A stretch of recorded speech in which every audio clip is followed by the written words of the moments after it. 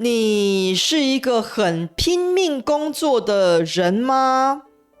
你是不是有时候忙到没时间运动，没时间好好吃饭，甚至连睡觉的时间都被牺牲了呢？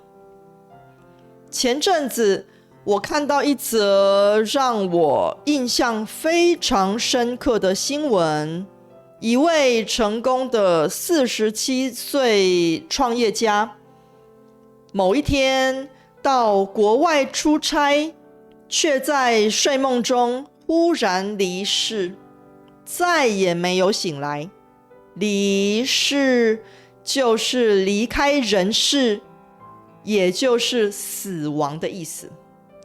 虽然我们不知道这位企业家真正的死因，但是很多人都在猜，他很有可能是因为过劳，长期压力太大，身体早就受不了了。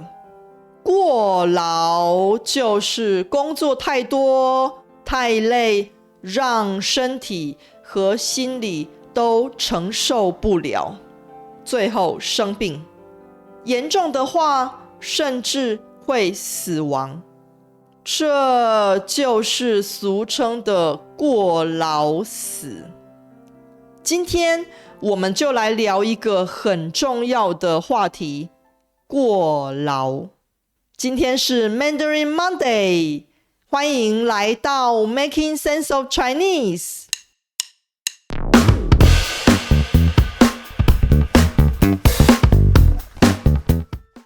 Hi, I'm Elena. I've been a Mandarin teacher for over 15 years, teaching everyone from big corporations to major universities. I'm a firm believer that immersion is the real secret to fluency. If you are ready to level up, join my newsletter at makingsenseofchinese.com for useful lessons to help you speak naturally. Now, let's get back to today's lesson. 在我身边就有很多过劳的例子，包括我自己在内。我有一位中年的亲戚，因为工作过劳而中风，几个月前才刚从鬼门关走了一圈回来。鬼门关是人死后要去的地方，从鬼门关走了一圈，意思就是差点死掉，但最后活了下来。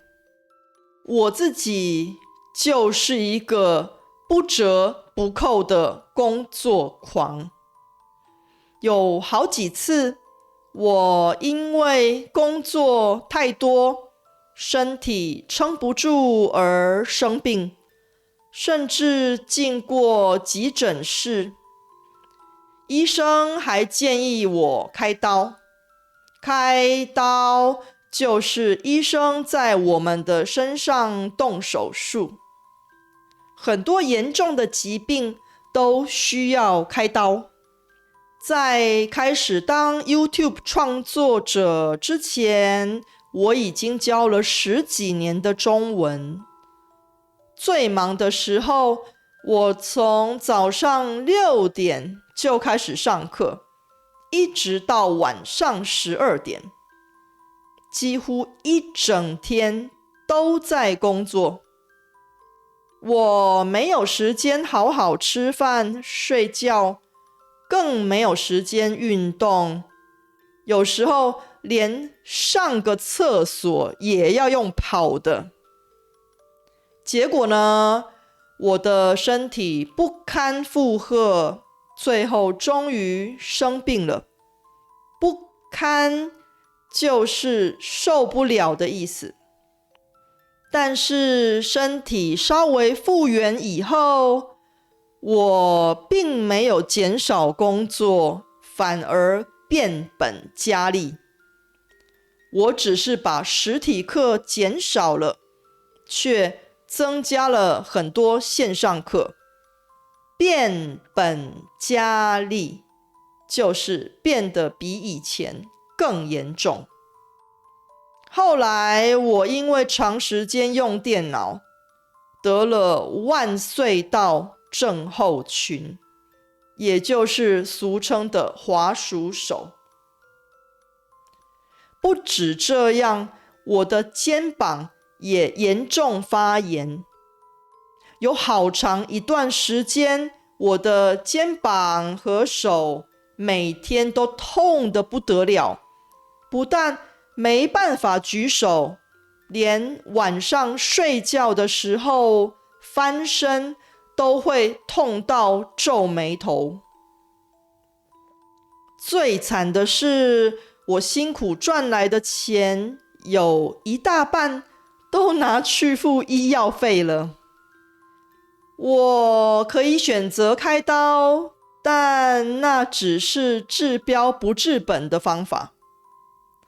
治标不治本，就是只解决表面上的问题，并没有真正解决问题发生的根本原因。最后，我不得已做了一个很极端的选择，我决定停止工作，强迫自己休息整整1年。你猜发生了什么事？那些花很多钱都治不好的毛病，竟然在我休息的时候慢慢好了。我渐渐的可以把手举起来，睡觉的时候翻身也不痛了。那时候我才真正明白那句俗语是真的有道理，休息是为了走更长远的路。最近我也开始规律的运动，以前的我几乎不运动，常常腰酸背痛。